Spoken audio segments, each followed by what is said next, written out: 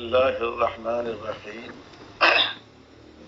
نحمدہ ونصلی علی رسولہ الکریم۔ آج مجھے شیئر مارکیٹ سے متعلق اسلامی نقطہ نظر پر کچھ گفتگو کرنی ہے۔ اس میں میں اپنی اس گفتگو کو شروع کرتے ہوئے سب سے پہلے یہ عرض کرنا چاہوں گا کہ موجودہ دور میں شیئر مارکیٹ کی ضرورت کیوں پڑی۔ وجہ اس کی یہ ہے کہ گزشتہ ادوار میں کاروبار کی لاگت بمقابلہ آج کے بہت کم ہوا کرتی تھی۔ 5,000 10,000 روپے میں لوگ آپس میں پارٹنرشپ قائم کر لیتے تھے۔ کوئی بڑا کاروبار کرنا چاہتے تو چند لاکھ روپے میں اس کاروبار کو اٹھا سکتے تھے، لیکن موجودہ دور میں بہت سی جگہ پروجیکٹ کو پورا کرنے کے لیے کروڑوں اور بعض دفعہ اربوں روپے کی ضرورت پیش آتی ہے۔ مثلاً میں اس وقت حیدرآباد میں ہوں۔ اگر آپ نے ایک پروجیکٹ گورنمنٹ سے حاصل کیا کہ میں یہاں سے لے کر ممبئی تک کی سڑک بناؤں گا، میں سمجھتا ہوں 600-700 کلومیٹر کی سڑک بنانی پڑے گی، تو یہ 2-4 کروڑ کا مسئلہ نہیں ہے، کئی ارب روپے کی آپ کو اس کے لیے ضرورت ہے۔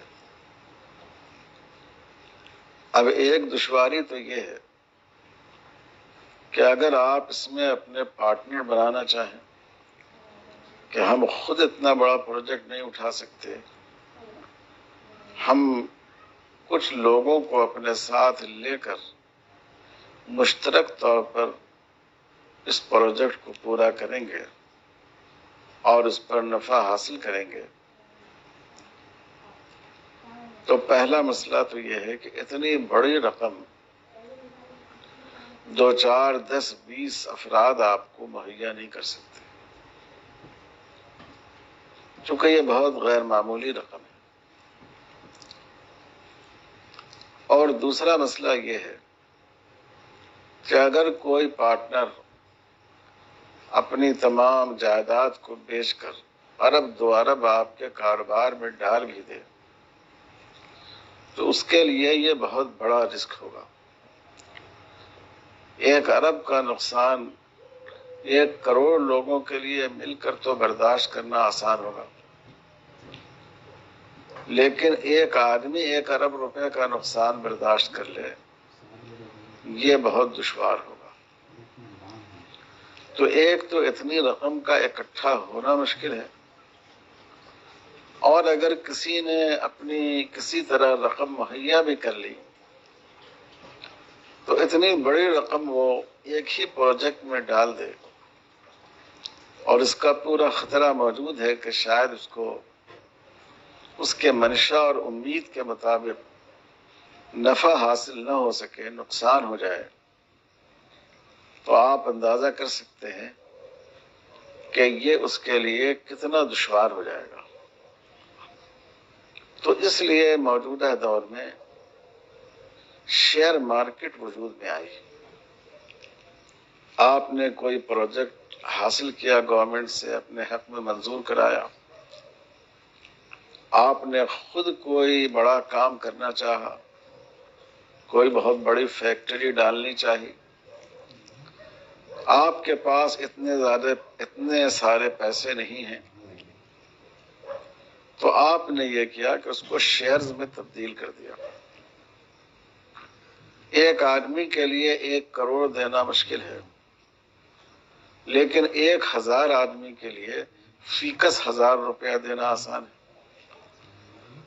تو 1 کروڑ کا پروجیکٹ تھا، آپ نے اس کے لیے 1000 شیئر جاری کر دیے، تو اس طرح آپ کو رقم جمع کرنے میں آسانی ہو گئی، اور رقم دینے والوں کے لیے بھی یہ اطمینان ہے کہ اگر ان کو خسارہ ہوگا، نقصان ہوگا، تو یہ نقصان اتنا بڑا نہیں ہوگا کہ وہ ناقابل تحمل ہو جائے۔ تو اس لیے یہ شیئر مارکیٹ وجود میں آئی، جو بڑی سرمایہ کاری کے لیے بہت ہی زیادہ مفید، ممد و معاون ہوتی ہے۔ آج کل حکومت بھی اپنے بہت سے پروجیکٹ کے لیے شیئر جاری کرتی ہے، بینک شیئر جاری کرتے ہیں، انشورنس کمپنیاں شیئر جاری کرتی ہیں۔ دنیا میں جو بڑے معتبر نام ہیں صنعت کاروں کے، وہ اپنی کمپنیوں کے لیے سرمایہ حاصل کرنے کی غرض سے شیئر جاری کرتے ہیں۔ تو اس لیے اس میں سرمایہ اکٹھا کرنے میں اس کے ذریعے بہت بڑی سہولت ہو گئی۔ جو لوگ شیئر خریدتے ہیں ان کے لیے بھی بڑی سہولت ہے۔ اگر کوئی کم آمدنی والا شخص ہو، میرے جیسا آدمی ہو، اور وہ چاہے کہ مثال کے طور پر ٹاٹا کمپنی کا پارٹنر بن جائے، ریلائنس کمپنی کا پارٹنر بن جائے، تو آپ سوچ سکتے ہیں کہ اس کے لیے یہ بات ناقابل تصور ہوگی، کیونکہ ہمارے 1000، 2000، 1 لاکھ، 2 لاکھ سے اتنی بڑی کمپنیاں آپ کو پارٹنر بنانے کے لیے آمادہ نہیں ہوں گی۔ لیکن شیئر مارکیٹ سے یہ فائدہ ہوا کہ ایک بہت ہی کم آمدنی والا آدمی بھی ایک بڑی سے بڑی کمپنی میں پارٹنر بن سکتا ہے۔ 1000 روپے کا شیئر ہے، کسی کے پاس 5000 روپے ہیں، اس نے 5 شیئر خرید کر لیے، تو اب اس کا شمار بھی ٹاٹا کمپنی کے پارٹنرز میں سے ہو جائے گا۔ تو یہ اس کے دوہرے فائدے ہیں۔ شیئر بیچنے والوں اور جاری کرنے والوں کے لیے یہ فائدہ ہے کہ سرمایہ اکٹھا کرنا آسان ہو جائے گا، اور شیئر خرید کرنے والوں کے لیے یہ فائدہ ہے کہ وہ اپنے کم پیسوں اور کم آمدنی کے ساتھ بھی بڑی سے بڑی تجارتی کمپنی میں حصہ دار بن سکتا ہے، اس میں شرکت اور پارٹنرشپ حاصل کر سکتا ہے۔ تو اسی لیے اس دور میں اس کو بڑا فروغ ہوا۔ ان شیئرز کی خصوصیت یہ ہے کہ اس میں تمام شیئر ایک ہی قیمت کے ہوتے ہیں۔ ایسا نہیں ہے کہ کوئی شیئر 1000 روپے کا ہے، کوئی 2000 روپے کا ہے۔ تمام شیئر ایک ہی قیمت کے ہوں گے، تمام حصص اس کے ایک ہی قیمت کے ہوں گے۔ اگر آپ زیادہ سرمایہ کاری کرنا چاہتے ہیں تو آپ زیادہ شیئر خرید لیں، 1 کے بجائے آپ 10 خرید کر لیں، 10 کے بجائے 100 خرید کر لیں، لیکن ہر شیئر کی قیمت برابر ہوگی۔ اور دوسری بنیادی بات یہ ہے کہ کم سے کم 1 شیئر کی ملکیت قابل قبول ہوگی۔ کوئی شخص یہ کہے کہ میں آدھا شیئر خرید کروں گا تو یہ بات قابل قبول نہیں ہوگی۔ اور تیسری بات یہ ہے کہ شیئر میں یہ سہولت ہے کہ آپ کو کمپنی کے پروجیکٹ کے پورے ہونے کا اور اس پر پیسے حاصل ہونے کا انتظار کرنا نہیں پڑے گا۔ آپ جب بھی چاہیں اپنا شیئر فروخت کر دیں، پیسے حاصل کر لیں، آپ اس سے باہر نکل جائیں۔ آپ نے جس کے ہاتھ شیئر بیچا ہے، اب آپ کی جگہ وہ آ جائے گا۔ تو یہ بھی اس میں ایک فائدے کا پہلو ہے کہ عام طور پر کاروبار میں کاروبار کے تکمیل تک پہنچنے کا انتظار کرنا پڑتا ہے، پھر آدمی اس سے باہر نکل سکتا ہے یا نفع حاصل کر سکتا ہے، لیکن اس میں یہ سہولت ہے کہ آپ کو جب آپ کا جی چاہے آپ اپنا شیئر فروخت کیجئے، آپ کاروبار سے باہر نکل جائیے۔ اور ایک اہم بات یہ ہے کہ یہ شیئر جیسے خریدے اور بیچے جا سکتے ہیں، ویسے ہی رہن بھی رکھے جا سکتے ہیں۔ آپ کے کمپنی میں مثال کے طور پر 100 شیئر ہیں جن کی قیمت 10 لاکھ روپے بنتی ہے، آپ کسی کے پاس اس کو رہن رکھ کر آپ ان سے قرض لینا چاہیں، آپ کا رہن بھی رکھ سکتے ہیں۔ تو یہ ان شیئرز کی بنیادی خصوصیات ہیں جو اس کو دوسری شرکت کی دوسری قسموں سے جو اس کو ممتاز کرتے ہیں۔ شیئر کے احکام کو سمجھنے سے پہلے یہ سمجھ لینا ضروری ہے کہ شیئر سے متعلق مختلف قیمتیں ہوتی ہیں۔ بنیادی طور پر یہ 3 قیمتیں ہیں۔ نمبر 1 قیمت اسمیہ، نمبر 2 قیمت دفتریہ، نمبر 3 قیمت سوقیہ۔ قیمت اسمیہ اس کو فیس ویلو بھی کہتے ہیں۔ جب کمپنی وجود میں آئی، اس نے اپنے شیئر جاری کیے، تو اس وقت اس نے اپنے شیئر کی جو قیمت مقرر کی تھی وہ قیمت کہلائے گی فیس ویلو، یا عربی میں اس کو قیمت اسمیہ کہتے ہیں، اردو میں قیمت عرفی کہتے ہیں۔ یعنی جب یہ شیئر وجود میں آیا، شیئر جاری کیا گیا، اس وقت جو قیمت اس کی متعین ہوئی وہ قیمت اسمیہ ہے، جس کو انگریزی زبان میں فیس ویلو کہتے ہیں۔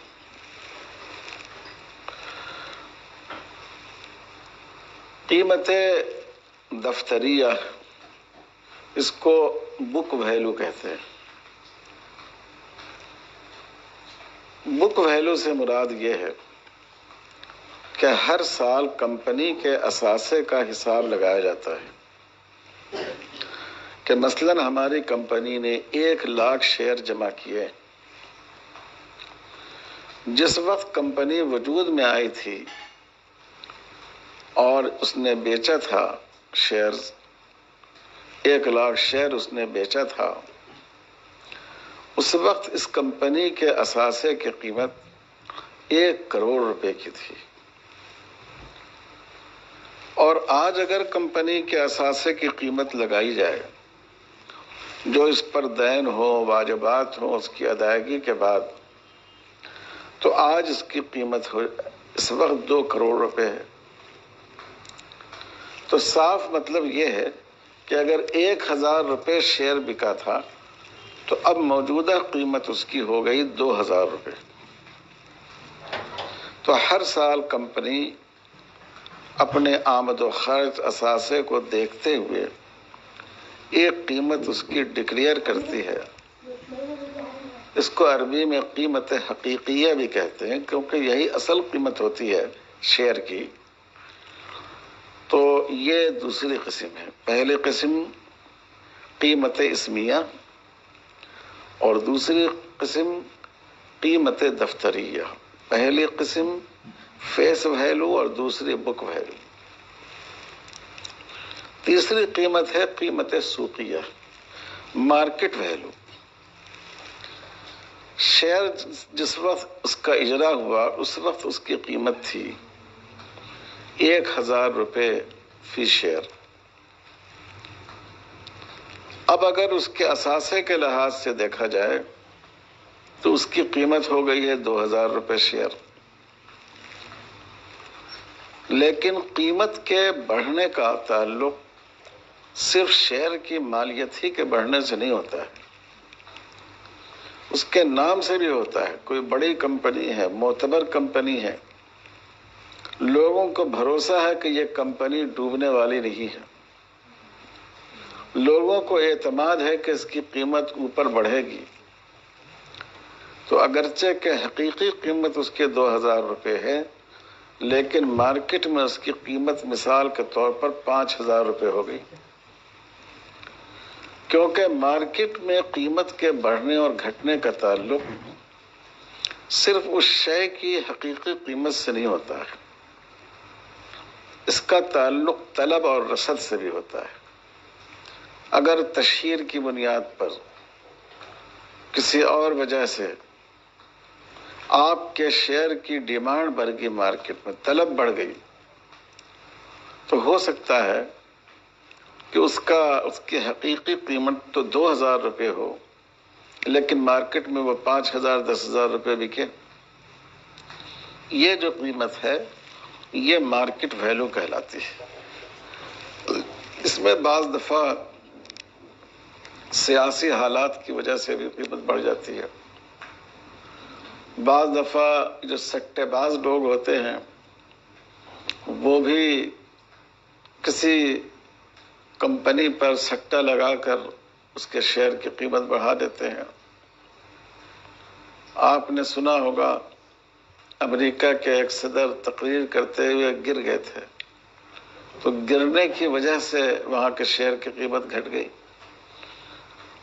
چونکہ ان کو اس میں ایک طرح کا سیاسی عدم استحکام کا شبہ پیدا ہو جاتا ہے۔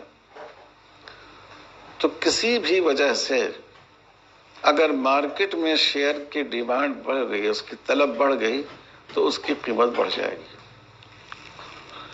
تو یہ 3 طرح کی قیمت شیئر کی ہوتی ہے: قیمت اسمیہ، اصل اور بنیادی قیمت جس کو فیس ویلیو کہتے ہیں، قیمت دفتریہ موجودہ اثاثے کے لحاظ سے اس کی حقیقی قیمت جس کو بک ویلیو بھی کہتے ہیں، اور جس کو آپ عربی زبان میں قیمت حقیقیہ بھی کہہ سکتے ہیں، اور تیسرے مارکیٹ ویلیو، جس قیمت میں ابھی یہ چیز مارکیٹ میں فروخت ہو رہی ہے، جس کو قیمت سوقیہ بھی کہتے ہیں۔ تو اب اس کے احکام کی طرف آ جائیے کہ شیئر کا خریدنا اور بیچنا جائز ہوگا یا نہیں۔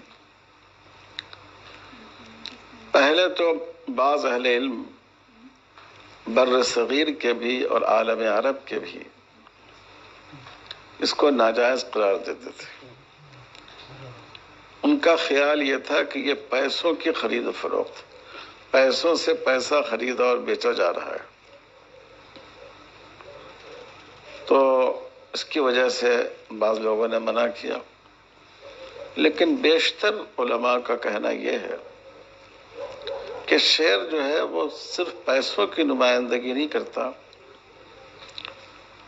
ان پیسوں سے جو اثاثہ حاصل کیا گیا یہ اس اثاثے کی نمائندگی کرتا ہے۔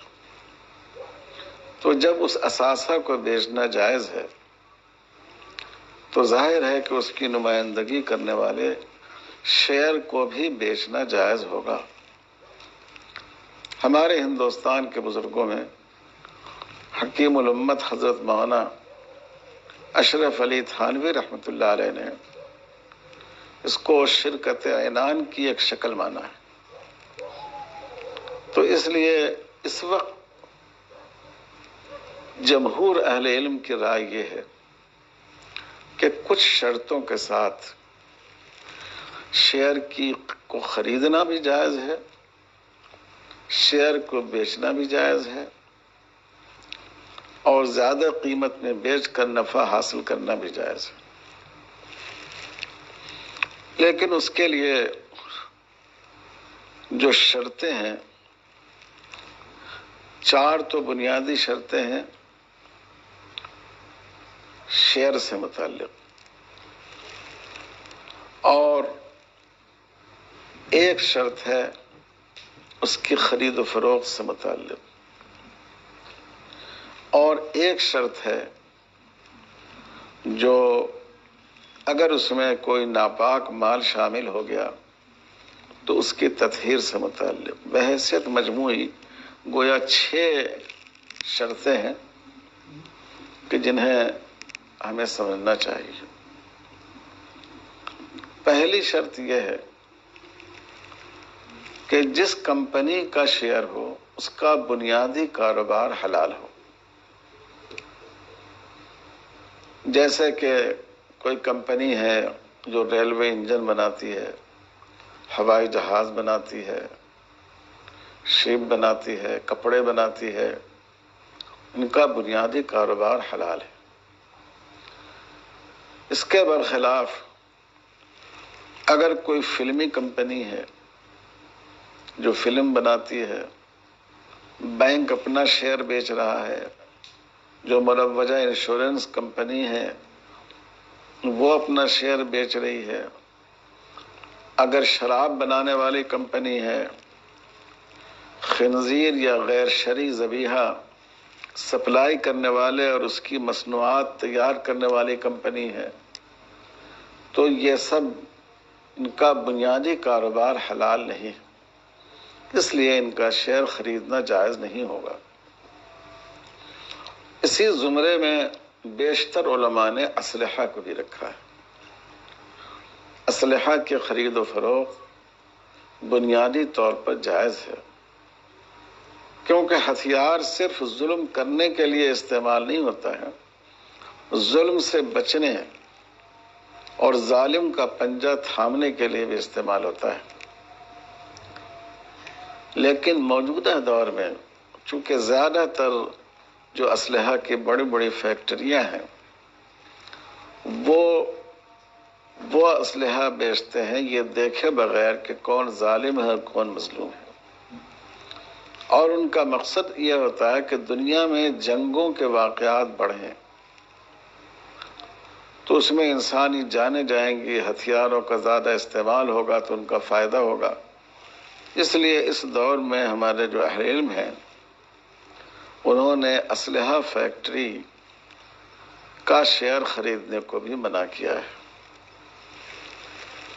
اسی طرح الکحل تیار کرنے والی کمپنی ہے، چونکہ الکحل ہی سے شراب بنتی ہے، جتنی شراب میں نشے کی صلاحیت کو بڑھانا ہے اسی تناسب سے الکحل کا اس میں استعمال ہوتا ہے۔ اسی وجہ سے بہت سے علماء ہمارے انہوں نے شوگر فیکٹری کا شیئر خریدنے کو بھی منع کیا ہے، کیونکہ جب شوگر بنتی ہے تو جو اس کا بھوسا ہوتا ہے اس بھوسے سے الکحل تیار کیا جاتا ہے، اور یہ بھی اس کے لیے بڑی آمدنی کا ذریعہ ہوتا ہے۔ تو اگر کوئی شوگر فیکٹری اپنے بھوسے کو الکحل کی تیاری کے لیے استعمال کرتی ہو تو اس کا شیئر خریدنا بھی جائز نہیں ہوگا۔ یہ پہلی شرط ہے، یعنی اس کمپنی کا بنیادی کاروبار حلال ہونا چاہیے۔ دوسری شرط یہ ہے کہ بنیادی کاروبار تو حلال ہو،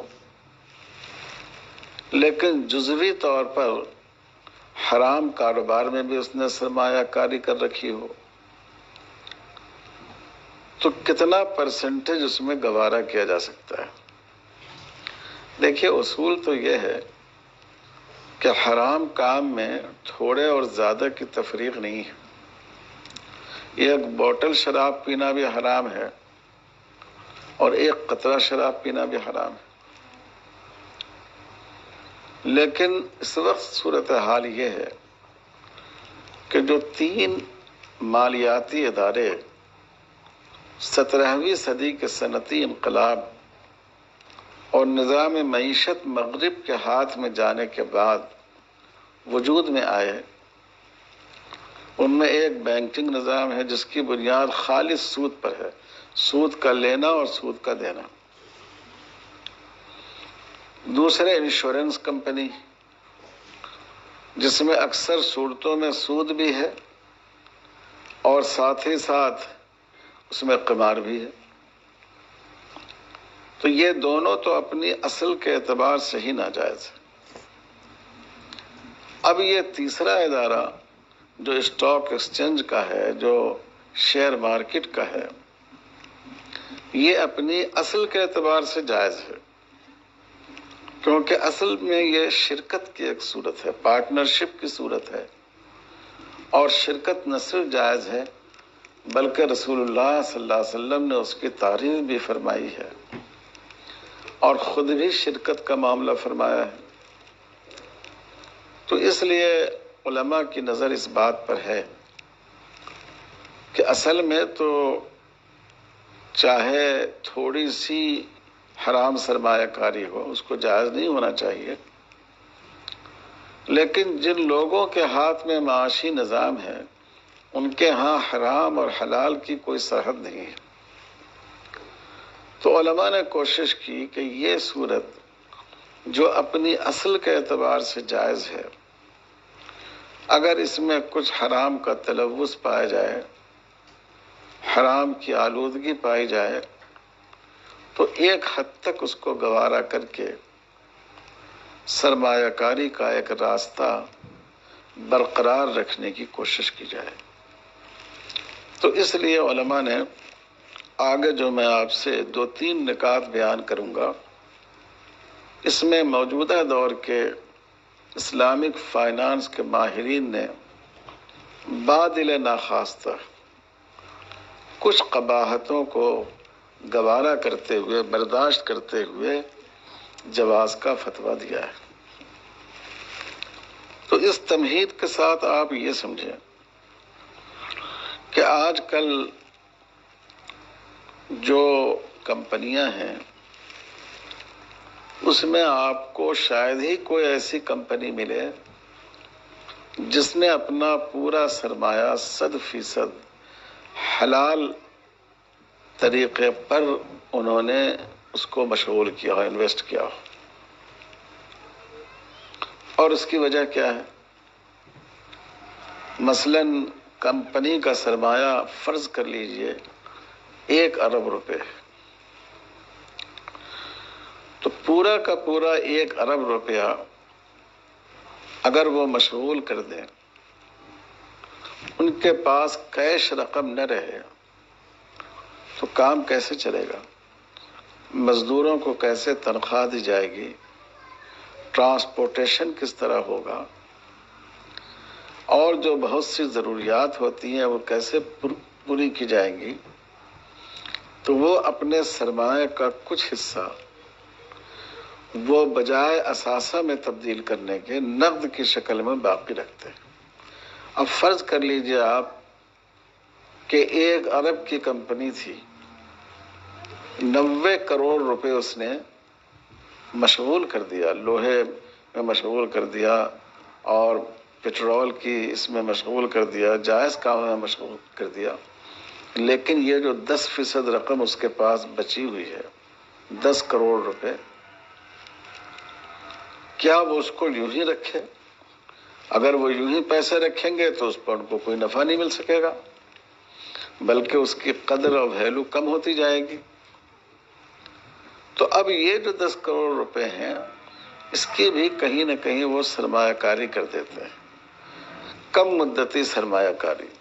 اور یہ عام طور پر یہ کم مدتی سرمایہ کاری بینک وغیرہ میں ہوتی ہے، جہاں 1 ہفتے کے لیے بھی سرمایہ کاری ہوتی ہے، 3 دن کے لیے بھی سرمایہ کاری ہوتی ہے، 1 دن کے لیے 24 گھنٹے کے لیے بھی ہوتی ہے، کیونکہ بینک کو مسلسل پیسوں کی ضرورت ہوتی ہے۔ تو اگلے 24 گھنٹے کے لیے اگر آپ نے ان کے پاس اپنی رقم مشغول کر دی تو اس 24 گھنٹے میں ان کو خرچ کرنے میں سہولت ہو جائے گی، اور جو اس کا نفع ہے وہ آپ کو دیں گے۔ اب اتنی مختصر مدت میں کوئی بڑا نفع تو نہیں آدمی کو حاصل ہو سکتا، لیکن جب رقم ڈھیر ساری ہوتی ہے تو اس کا مجموعی نفع اچھا خاصا ہو جاتا ہے۔ تو اس طرح آج کل جتنے بھی اس طرح کے ادارے ہیں، کمپنیاں ہیں، ان کا کچھ نہ کچھ حصہ ناجائز سرمایہ کاری میں لگتا ہے، منی مارکیٹ میں پیسہ لگا دیتے ہیں، بینک میں ڈپازٹ کر دیتے ہیں، تو یہ جو ناجائز شکل ہے اس کے بارے میں علماء نے کہا کہ اس کو 1/3 کی حد تک گوارا کیا جائے گا.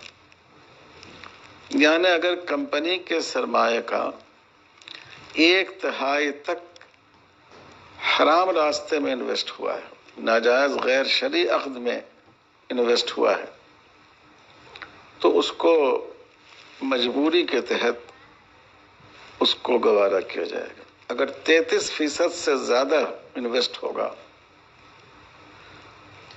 ایسی چیز میں جو شرعاً جائز نہیں ہے, تو پھر اس کمپنی کا شیئر خریدنا جائز نہیں ہوگا. تو یہ دوسری شرط ہے. اسی شرط کو اور زیادہ باندھنے کے لیے ایک تیسری شرط یہ رکھی گئی ہے کہ یہ جو حرام راستے میں انویسٹ ہوئی رقم, اس میں جو رقم مشغول کی گئی, اس سے جو اس کو نفع ملا کمپنی کو, وہ نفع مجموعی آمدنی کے 5% سے زیادہ نہیں. مثلاً کمپنی کو اس سال 1,00,000 روپے فائدہ ہوا, تو یہ جو فائدہ ہے حرام اور غیر شرعی عقود میں پیسہ لگانے کی وجہ سے, اس سے حاصل ہونے والا فائدہ اس مجموعی نفع کے ساتھ مل کر اس کا پرسنٹیج 5% سے زیادہ نہیں ہو. تو یہ اس کے لیے یہ تیسری شرط ہے. اس کا مقصد پہلی شرط کو اور باندھنا ہے. سرمایہ کاری 33% سے زیادہ نہ ہو اور مختلف جگہ سرمایہ لگایا گیا اور اس سے نفع حاصل ہوا, تو اس راستے سے جو نفع حاصل ہوا وہ مجموعی نفع میں 5% سے زیادہ نہیں ہو. یہ اس کی تیسری شرط ہے. چوتھی شرط یہ ہے کہ کمپنی کو, عام طور پر کمپنیوں کو بینک سے لون لینا پڑتا ہے. مثلاً ایک پروجیکٹ تیار کیا کمپنی نے, اس پروجیکٹ کے لیے ضرورت ہے 1 ارب روپے کی. کمپنی نے شیئر جاری کیا لیکن 1 ارب روپے مہیا نہیں ہو سکے. جو شیئر بکے اس سے 50 کروڑ ہی پیسے کمپنی کے پاس جمع ہوئے. ابھی بھی 50 کروڑ روپے کی کمی ہے. اب اگر کمپنی پیسے کی کم ہونے کی وجہ سے اس 50 کروڑ روپے کو یوں ہی روکے رہے, تو اس کا نتیجہ یہ ہوگا کہ کمپنی کو جو نقصان ہوگا وہ ہوگا, جن لوگوں نے سرمایہ کاری کی ہے ان کو بھی نقصان ہوگا, اور کمپنی پر سے ان کا اعتماد ختم ہو جائے گا.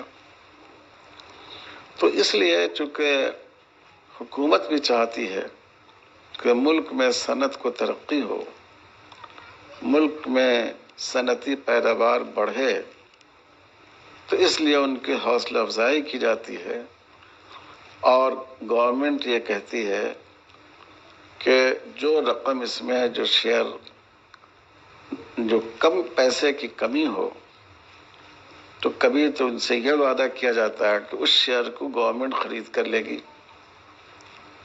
اور کبھی ان سے یہ وعدہ کیا جاتا ہے کہ اگر آپ نے اس کام کو کیا تو 30% تک مثال کے طور پر گورنمنٹ بینک کے تھرو اس میں سرمایہ کاری کر دے گی تاکہ آپ کا کاروبار نکل چلے, آگے بڑھ جائے. جب کاروبار آگے بڑھے گا تو ملک کی معیشت کو بھی فائدہ ہوگا, حکومت کو ٹیکس بھی ملے گا, لوگوں کو روزگار بھی ملے گا. تو اس لیے لون لینا پڑتا ہے. بینک ظاہر ہے کوئی ثواب کے لیے تو قرض دیتا نہیں, وہ تو سود کے لیے قرض دیتا ہے. تو اکثر جو بڑی بڑی کمپنیاں ہیں ان پر بینکوں کے کافی قرض ہوتے ہیں. بلکہ اگر میں یہ کہوں تو مبالغہ نہیں ہوگا, جتنی بڑی کمپنی ہوتی ہے وہ اتنی زیادہ بینکوں کی مقروض ہوتی ہے, چونکہ ان کمپنیوں کی حیثیت کو دیکھتے ہوئے بینک زیادہ آسانی سے اور زیادہ مقدار میں ان کو قرض دینے کو تیار ہو جاتا ہے۔ تو یہ چوتھی شرط ہے۔ پہلی شرط تو یہ تھی کہ بنیادی کاروبار حلال ہو۔ دوسری شرط یہ تھی کہ اگر اس کا کچھ حصہ غیر شرعی معاملات میں مشغول کیا گیا ہے تو وہ 33% سے زیادہ نہ ہو۔ تیسری شرط یہ تھی کہ اس سرمایہ کاری سے غیر شرعی عقود میں معاملات میں جو نفع حاصل ہوا ہو وہ مجموعی نفع میں 5% سے زیادہ نہ ہو۔ اور چوتھی شرط یہ ہے کہ اگر کمپنی کو کمپنی کو آگے بڑھانے کے لیے قرض لینا پڑا تو وہ قرض 33% سے زیادہ نہ ہو۔ تو یہ جو شرطیں رکھی گئی ہیں وہ اس کو مزید زیادہ سے زیادہ محتاط بنانے اور باندھنے کے لیے۔ اب آپ نے یہاں دوسری شرط میں بھی دیکھا اور چوتھی شرط میں بھی دیکھا کہ 33% کی شرط لگائی گئی ہے۔ یہ 33% کی شرط کیوں لگائی گئی؟ دیکھیے اصل میں تو حرام چاہے تھوڑا ہو یا زیادہ ہو وہ حرام ہے، لیکن جیسا کہ میں نے شروع میں بتایا کہ یہ شیئر مارکیٹ اپنی اصل کے اعتبار سے اسلام میں جو مشروع ہے عقد شرکت اس سے بہت قریب ہے۔ تو اس لیے علماء نے یہ کوشش کی کہ کچھ قباحتوں کو گوارا کرتے ہوئے اس کے لیے کوئی صورت نکل آئے، تو انہوں نے 33% کو معیار بنایا، کیونکہ آپ نے حدیث میں پڑھا ہے حضور صلی اللہ علیہ وسلم نے وصیت کے سلسلے میں فرمایا تھا، یعنی خاص موقع پر حضور نے فرمایا تھا الثلث والثلث کثیر، اگر تم دینا چاہو اپنے ترکے میں سے کار خیر میں 1/3 تک دے دو اور تہائی بھی بہت ہے۔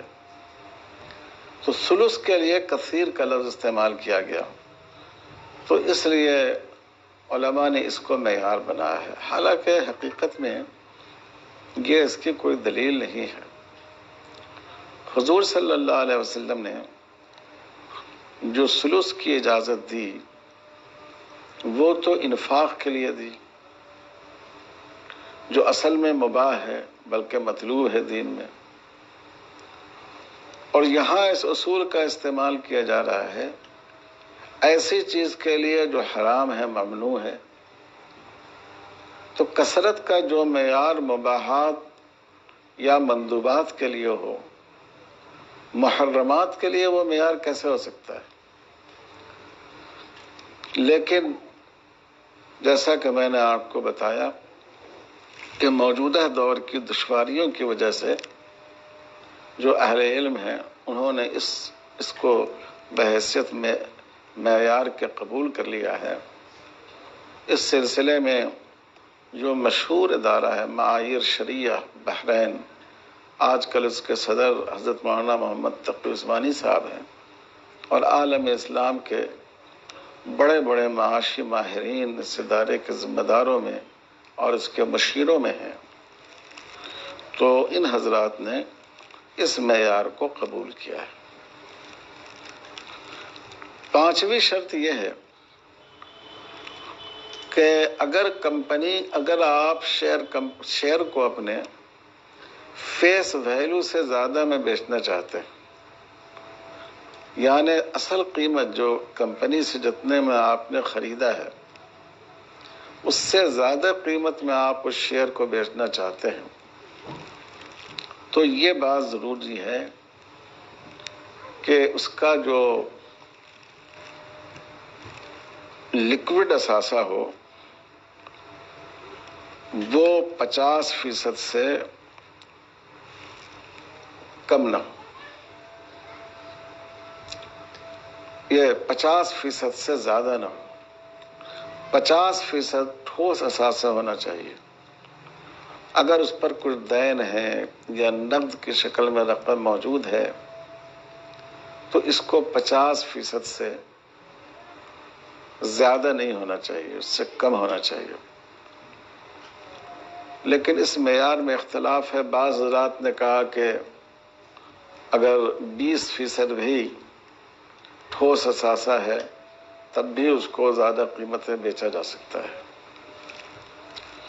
بہرحال معیار جو بھی متعین کیا جائے، اس کے رکھنے کی وجہ یہ ہے کہ دیکھیے جو سرمایہ، جو پیسہ ٹھوس اثاثے کی شکل میں تبدیل نہیں ہوا ہو، وہ ابھی پیسے کی شکل میں ہو، قرض کی شکل میں ہو، اس کو زیادہ پیسوں میں بیچنا جائز نہیں ہے۔ اگر آپ نے 100 روپے کو 110 روپے میں بیچ دیا تو یہ ربا ہو جائے گا۔ لیکن جب یہ چیز ٹھوس اثاثے کی شکل اختیار کر لیتی ہے، آپ نے اس کے بدلے میں گیہوں خرید لیا، چاول خرید لیا، تو اب آپ پر قیمت کے سلسلے میں کوئی تحدید نہیں۔ 100 روپے کا چاول آپ چاہیں تو 200 روپے میں بیچ سکتے ہیں، اس میں کوئی حرج نہیں ہے۔ تو اس لیے یہ کہا جاتا ہے کہ چونکہ شیئر کمپنی کے موجودات میں شیئر جن چیزوں کی نمائندگی کرتا ہے، اس میں ایسی چیزیں بھی ہیں جو ربوی ہیں، جس کے زیادہ قیمت میں بیچنے میں ربا پیدا ہو جاتا ہے۔ تو اس لیے ایک معیار ہونا چاہیے کہ اس کا جو سرمایہ ہو بحالت موجودہ وہ 50% سے زیادہ ربوی مال نہ ہو، یعنی نقد پیسوں کی شکل میں نہ ہو، دین کی شکل میں نہ ہو، ٹھوس اثاثے کی شکل میں ہو، مٹیریل کی شکل میں ہو، جس کو جتنی قیمت میں آدمی چاہے بیچ سکتا ہے۔ اور چھٹی شرط یہ ہے کہ جیسا کہ میں نے آپ کو بتایا کہ آج کل جتنی شیئر کمپنیاں ہیں، کچھ نہ کچھ ان کا سرمایہ حرام عقود میں بھی لگتا ہے۔ خاص کر ہمارے ہندوستان میں کوئی ایسی کمپنی آپ کو نہیں ملے گی جو کلیتاً اس سے محفوظ ہو۔ تو اس کے لیے اصول یہ متعین کیا گیا ہے کہ جو حرام سرمایہ کاری سے جو نفع حاصل ہوا، جیسا بتایا گیا 5% سے زیادہ وہ نہ ہو۔ جو نفع آپ کو ملا اس میں فرض کر لیجئے کہ 3% وہ ہے جو حرام ذریعے سے آپ کو حاصل ہوا، سود سے حاصل ہوا، منی مارکیٹ میں لگانے کی وجہ سے حاصل ہوا، تو اس پیسے کو صدقہ کر دینا واجب ہے۔ اور صدقہ کرنے میں بھی اصول یہ ہے کہ آپ کا صدقہ کر دینا کافی نہیں ہے، کیونکہ آپ کا نفس آپ کو دھوکے میں ڈال سکتا ہے۔ نفس آپ سے جھوٹ بلوا سکتا ہے، تعویل کرا سکتا ہے کہ بھائی میں خود بہت صدقے کا مستحق ہوں۔ اور کمپنی کے حوالے میں نہیں کرنا، کیونکہ کمپنی ہو سکتا ہے کہ اپنے دوسرے کاموں میں اس کو خرچ کر لے۔ کمپنی کا جو شرعیہ بورڈ ہو، اس کے ذریعے اس پیسے کو صدقہ کرنا ہے۔ تو یہ بھی ایک بنیادی شرط ہے۔ اور جو صدقہ کریں آپ، حرام ذریعے سے حاصل ہونے والی آمدنی کو، اس میں صدقے کی ثواب کی نیت بھی نہیں کی جائے۔ آپ نے حدیث میں پڑھا ہے لا صدقۃ فی غلول، جو مال حرام ہو اس میں صدقے کی نیت کرنا، جو صدقہ ایک عبادت ہے، یہ اس کی بے حرمتی ہے، یہ اس کی اہانت ہے۔ تو یہ 5 شرطیں ہیں۔ بنیادی کاروبار حلال ہو، نمبر 1۔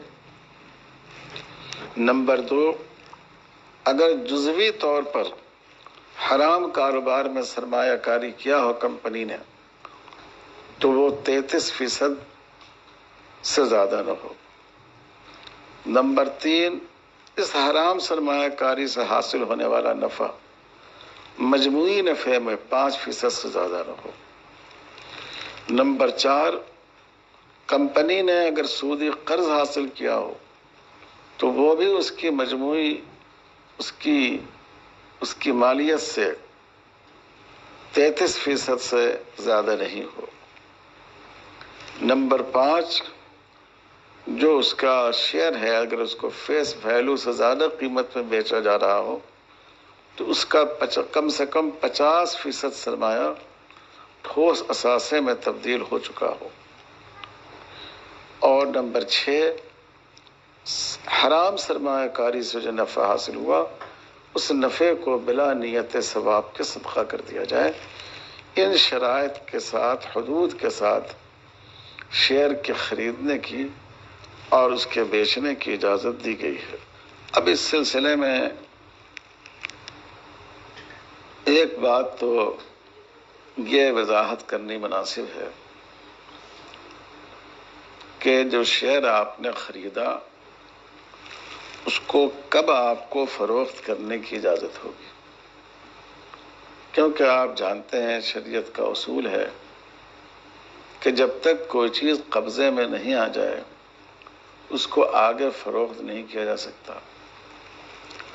تو اس لیے یہ سوال پیدا ہوتا ہے کہ آپ اس کو کب اس کا قبضہ سمجھا جائے گا اور اس کو آگے فروخت کیا جا سکے گا۔ اس سلسلے میں یہ بات ذہن میں رکھنی چاہیے کہ جب کوئی شیئر خریدتے ہیں آج کل تو فوراً کمپیوٹرائزڈ ریکارڈ میں بحیثیت خریدار آپ کا نام آ جاتا ہے۔ اگر آپ نے آج صبح خریدا اور دوپہر میں اس شیئر کی قیمت گر گئی تو وہ آپ کا نقصان ہوگا، بیچنے والے کا نقصان نہیں ہوگا۔ اور اگر اس کی قیمت میں اضافہ ہو گیا تو یہ آپ کا نفع ہوگا، بیچنے والے کو اس سے کوئی فائدہ نہیں ہوگا۔ تو سوال یہ ہے، البتہ موجودہ اصول کے تحت 2 دنوں کے بعد یہ آپ کو باضابطہ اس کی ڈیلیوری حاصل ہوتی ہے۔ تو اب سوال یہ ہے کہ اس شیئر کو بیچنا کب جائز ہوگا؟ دیکھیے، اصل میں قبضے کی ایک تو حقیقی صورت ہے، فزیکل قبضہ، کوئی چیز آپ نے اپنے ہاتھ میں لے لی۔ ایک قبضے کی معنوی صورت ہے کہ جس میں چیز آپ کے ہاتھ میں نہیں آئی لیکن آپ اس کا نفع اور نقصان آپ سے متعلق ہو گیا۔ تو اگر اس کا نفع اور نقصان آپ سے متعلق ہو گیا تو سمجھا جائے گا کہ اس پر آپ کا قبضہ ہو چکا۔ تو چونکہ جیسے ہی آپ کے اکاؤنٹ میں شیئر آ جاتا ہے اب اس کا نفع نقصان آپ سے متعلق ہو جاتا ہے، اس لیے اس کو اگر بیچنا چاہیں تو بیچنے کی اجازت ہوگی۔ البتہ چونکہ 2 دنوں کے بعد خریدار کو قیمت ادا کرنی ہوتی ہے اور بیچنے والا بھی 2 دن کے بعد ڈیلیوری اس کی دیتا ہے، تو اس لیے احتیاط کا تقاضا یہ ہے کہ شیئر خریدنے کے بعد کہ 2 دنوں کے بعد اس کو فروخت کیا جائے۔ یہ احوط ہے، یہ احتیاط پر مبنی ہے۔ لیکن اگر آدمی اس کو پہلے بھی فروخت کرنا چاہے تو وہ اسے فروخت کر سکتا ہے، کیونکہ اس کا رزق، اس کا نقصان یہ آپ سے منتقل ہو، آپ کی طرف منتقل ہو چکا ہے۔ چند صورتیں شیئرز کی خرید و فروخت کی جو مارکیٹ میں مروج ہیں، مختصر طور پر ان کا حکم بیان کرنا بھی مناسب معلوم ہوتا ہے۔ اس میں ایک تو اسپاٹ سیل ہے جس کو حاضر سودا کہتے ہیں، اور دوسرے غائب سودا ہے، فارورڈ سیل، اسی کی ایک صورت فیوچر سیل کہلاتی ہے، اور تیسرے شارٹ سیل، اور چوتھے مارجن سیل۔ ان چاروں کا میں حکم آپ کے سامنے رکھ دوں۔ حاضر سودا، اسپاٹ سیل، یہ تو خرید و فروخت کا ایک نارمل طریقہ ہے۔ خریدار نے قیمت ادا کر دی، بائی نے شیئر آپ کو منتقل کر دیا۔ یہ بے ہو گئی۔ تو یہ تو ایک نارمل خرید و فروخت کی صورت ہے، اس میں نہ کوئی چیز ادھار ہوتی ہے، نہ کوئی چیز صرف وعدے پر موقوف ہوتی ہے، اس لیے یہ صورت جائز ہے۔ دوسری صورت جس کو غائب سودا کہتے ہیں، اس میں یہ ہوتا ہے کہ ایجاب و قبول تو فوری طور پر ہو جاتا ہے، لیکن جو بیع کے حقوق ہیں یعنی قیمت کی ادائیگی اور مبیع کی حوالگی، ان دونوں کو مستقبل پر محول کر دیا جاتا ہے، یہ دونوں بعد میں ادا کیے جاتے ہیں۔ تو ظاہر ہے کہ یہ شکل جائز نہیں ہوگی، کیونکہ اس میں عوضین کو ادھار رکھا جا رہا ہے، اور عوضین کو ادھار رکھنا یہ جائز نہیں ہے۔ اور آج کل اسی کی ایک صورت نکل آئی ہے جس کو بیع المستقبلیات کہا جاتا ہے، یا فیوچر سیل اس کو کہہ لیں، جس میں شیئر کا خریدنا مقصود نہیں ہوتا ہے بلکہ اس کی قیمت کا برابر کرنا مقصود ہوتا ہے۔ ایک شیئر ہے جس کی قیمت 100 روپے ہے، زید نے بکر سے خریدا اور کہا کہ 1 ہفتے کے بعد فلاں تاریخ کو یہ معاملہ، یہ گویا کہ اس کا لین دین ہوگا، اور 1 ہفتہ گزرنے کے بعد نہ زید کچھ دیتا ہے، شیئر دیتا ہے، نہ بکر لیتا ہے، قیمت دیکھی جاتی ہے۔ یہ شیئر 100 روپے تھا، جس روز بیع ہوئی بائیں نے اس کو بیچا، اور جس روز اس کی ڈیلیوری تھی، شیئر دینا تھا، اس روز اس کی قیمت 120 روپے ہو گئی۔ تو اب خریدار کہتا ہے کہ شیئر تم اپنے پاس رکھو، جو 20 روپے اس کی قیمت زائد ہوئی ہے وہ پیسے آپ مجھے دے دیجیے۔ اور اگر 120 کے بجائے وہ شیئر اس کی قیمت گر کر 80 روپے ہو گئی، تو خریدار یہ کہتا ہے کہ بائیں بیچنے والا یہ کہتا ہے کہ شیئر یہ میں اپنے پاس رکھتا ہوں، البتہ 20 روپے جو اس کی قیمت گر گئی ہے یہ پیسے میں آپ کو ادا کر دیتا ہوں۔ یعنی جو چیز جس کے پاس ہے اسی کے پاس رہتی ہے، لیکن